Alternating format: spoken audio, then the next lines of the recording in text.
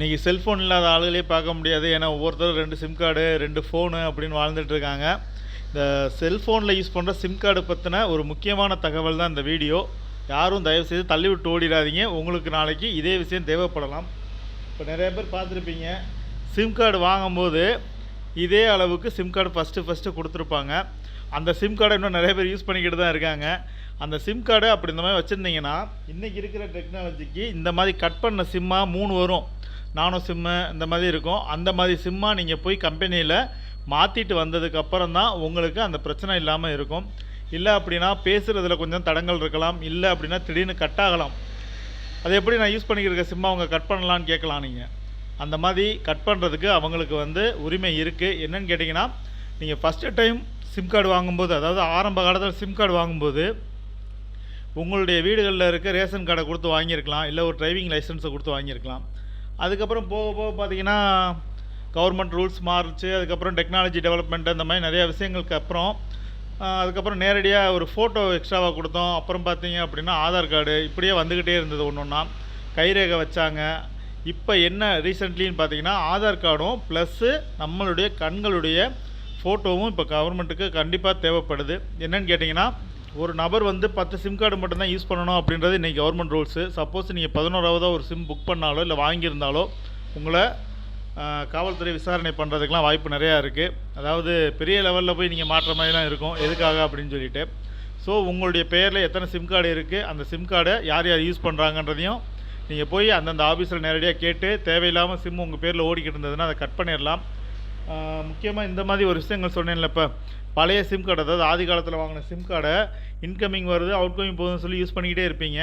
திடீர்னு என்னைக்காவது ஒரு நாள் அந்த சிம் கார்டை கழட்டி இன்னொரு ஃபோனில் போடும்போது அதில் அவுட்கோயிங் இன்கமிங் ரெண்டுமே பார் ஆகும். எதுக்காகன்னு கேட்டிங்கன்னா, எப்போயுமே கண்காணிச்சிக்கிட்டே தான் இருப்பாங்க. நீங்கள் யூஸ் பண்ணுற மொபைல் நம்பரில் உங்களுடைய சிம் கார்டை ஒரு மாதத்துக்கு எத்தனை தடவை வேறு ஃபோனுக்கு மாறுது, எத்தனை சிம் கார்டை நீங்கள் கழட்டி மாட்டுறீங்கன்றதெல்லாம் அந்தந்த நெட்வொர்க்கில் கவர்மெண்ட்டு வாட்ச் பண்ணிக்கிட்டே இருக்கும். சப்போஸ் நீங்கள் யாருமே நம்மளை பார்க்கலன்னு சொல்லிட்டு ஒரு சிம்மை இன்னொரு ஃபோனில் மாட்டி அதுக்கப்புறம் இன்னொரு ஃபோனில் தூக்கி மாட்டினீங்க அப்படின்னா ஆட்டோமேட்டிக்காக கட் பண்ணிடுவாங்க. என்ன காரணத்துக்காக இந்த சிம் கார்டை இவங்க இடம் மாற்றுறாங்க, இன்னொரு ஃபோனுக்கு மாற்றுறாங்க, ஒருவேளை தவறான செயல் செய்கிறாங்களோ அப்படின்றதுக்காக அவங்க கட் பண்ணலாம். அதற்கான உரிமை அவங்களுக்கு உண்டு. அதே மாதிரி சிம் கார்டை இன்னொரு நபர் யூஸ் பண்ணுறாங்களான்னு பார்க்குறதுக்காக அவங்க கட் பண்ணுறதுக்கும் உரிமை இருக்குது. சிம் கார்டை நீங்கள் தான் யூஸ் பண்ணுறீங்க அப்படின்றது அவங்களுக்கு தெரியாதுல்ல. ஸோ கால் பண்ணாலோ இல்லை நீங்கள் ஆஃபீஸில் உங்களுடைய ப்ரூஃப் கொடுங்கன்னு சொன்னாலும் நீங்கள் போக மாட்டீங்க. அதையும் இடையில செஞ்சு பார்த்தாங்க, யாரும் போகலை. இப்போ என்ன பண்ணுறாங்கன்னா, குறிப்பிட்ட டைம், அதாவது 1 இயர்க்கோ இல்லை 2 இயர்க்கோ இருக்காவோ உங்களுடைய சிம் கார்டு பார் ஆகும்.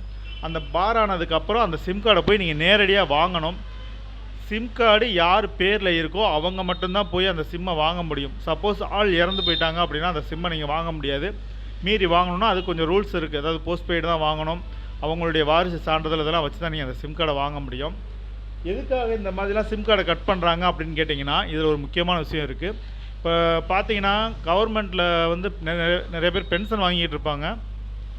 இந்த பென்ஷன் அமௌண்ட் எங்கே கிரெடிட் ஆகுதுன்னா பேங்க்கில். இந்த பேங்க்கில் கிரெடிட் ஆன அமௌண்ட்டை இதுக்கு சிம் கார்டு இருந்துச்சுன்னா தான் அந்த நம்பருக்கு ஓடிபி மெசேஜ் இதெல்லாம் வரும்.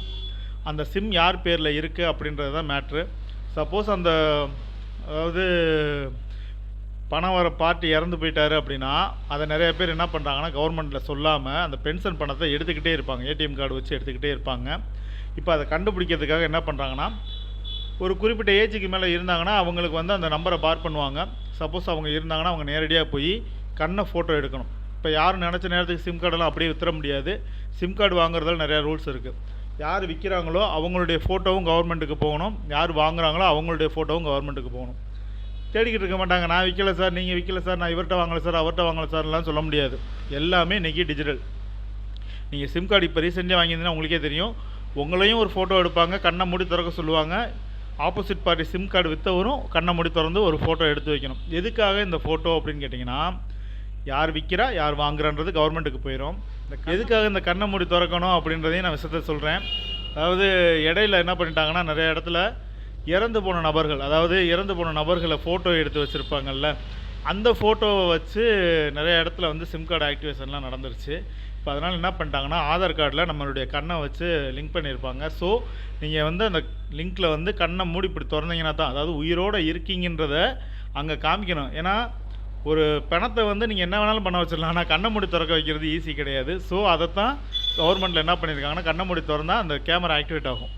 அந்த மாதிரி ஒரு அப்ளிகேஷனை உருவாக்கி அதில் வந்து உங்களுக்கு சிம் கார்டை கொடுக்குறாங்க. இந்த சிம் கார்டு தொலைஞ்சதுக்கப்புறம் கண்டிப்பாக நீங்கள் வந்து கம்ப்ளைண்ட் பண்ணணுமான்னு கேட்டால் கண்டிப்பாக பண்ணியே ஆகணும். சப்போஸ் ஒரு பட்டன் ஃபோன் நீங்கள் யூஸ் பண்ணால் கூட ஒன்றுமே இல்லை, ஒரு 800 ரூபாய்க்கு ஒரு ஃபோனை வாங்கி யூஸ் பண்ணிக்கிட்டு இருக்கீங்க, அந்த ஃபோன் மிஸ் ஆயிடுச்சு.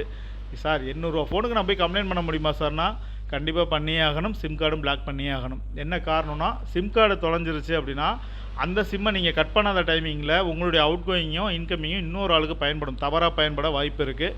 ஸோ அப்போயும் நீங்கள் தான் மாட்டுவீங்க. சப்போஸ் உங்கள் சிம் கார்டை நீங்கள் வாங்கிட்டீங்க, பிரச்சனை இல்லை, சிம் கார்டை நீங்கள் திருப்பி வாங்கிட்டீங்கன்னு வச்சுங்க. பட் நீங்கள் தொலைச்ச ஃபோன் இருக்குது பார்த்தீங்களா, அந்த 800 ரூபா ஃபோனு, அந்த 800 ரூபா ஃபோனை வச்சு அவன் என்ன வேணாலும் பண்ணலாம். அவன் ஒரு சிம் கார்டை எடுத்து போட்டு அவன் கால் பண்ணி ஒரு கிட்னாப்பிங், ஒரு கொலை, கொள்ளை, கற்பழிப்பு எது வேணாலும் நடக்கலாம். ஸோ ஒரு மொபைல் தொலைஞ்சா சிம் கார்டுக்கும் பிளாக் பண்ணணும், நீங்கள் புது சிம் வாங்கிக்கலாம்.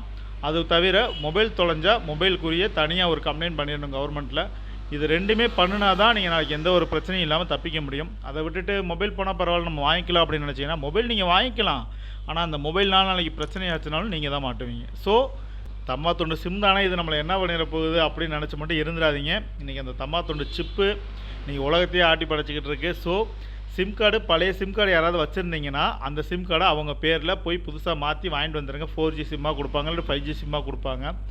இல்லை என்னுடைய சிம்மை என் தம்பி யூஸ் பண்ணுறான், இல்லை என் தம்பி சிம்மை தான் நான் யூஸ் பண்ணிக்கிட்டு இருக்கேன், என் பெரியப்பா சிம்மை நான் யூஸ் பண்ணியிருக்கேன், எங்கள் அப்பாவோட சிம்மை நான் யூஸ் பண்ணியிருக்கேன், இல்லை எங்கள் அப்பா என் சிம்மை யூஸ் பண்ணிக்கிட்டு இருக்காரு அப்படின்னா அந்தந்த சிம் கார்டுக்குரிய நபர்கள் இருந்தாங்க அப்படின்னா உடனே அவங்க பேருக்கு மாற்றி விட்டுருங்க. சப்போஸ் அவங்க எதிர்காலத்தில் அவங்க இல்லாத டைமிங்கில் அந்த ஃபோன் நம்பரை நீங்கள் திருப்பி வாங்கணும்னு நினச்சிங்கன்னா கொடுக்க மாட்டாங்க. திருப்பி நீங்கள் போய் அதுக்கு தனியாக அலைஞ்சு நான் சொன்ன மாதிரி போஸ்ட்பெய்டு வாங்கி வாரிசு சான்றிதழ் கொடுத்து முக்கியமான ஒரு சூழ்நிலை தான் நீங்கள் அந்த சிம்மை வாங்க முடியும். ஸோ அவங்கவுங்க பேரில் அவங்கவுங்க சிம் வச்சு யூஸ் பண்ணுங்கள். நாளைக்கு ஏதாவது ஒரு பிரச்சனைனா நீங்கள் ஈஸியாக க்ளைம் பண்ணிக்கலாம். நீங்கள் சப்போஸ் ஒருத்தவங்க இறந்துட்டாங்க, அவங்களுடைய சிம்மை வந்து நம்ம வாங்கணும் அப்படின்னு நினச்சாலோ, இல்லை பேங்க்கில் போய் அந்த நம்பரை சேஞ்ச் பண்ணணும்னு நினச்சாலோ அதுக்கு வாய்ப்பே கிடையாது. இப்போ எல்லாமே பார்த்தீங்கன்னா நம்மளுடைய ஆதார் கார்டு, நம்மளுடைய ஃபோன் நம்பர், நம்மளுடைய கைரேகை எல்லாமே ஒரே லிங்க்கில் வந்துடும். எதிர்காலத்தில் இதை வச்சு நாளைக்கு எந்த பிரச்சனையும் வரக்கூடாதுன்றதுக்காக இந்த மாதிரி செஞ்சுக்கிட்டு இருக்காங்க. ஸோ சிம் கார்டை பற்றி தெரிஞ்சு வச்சுக்கோங்க.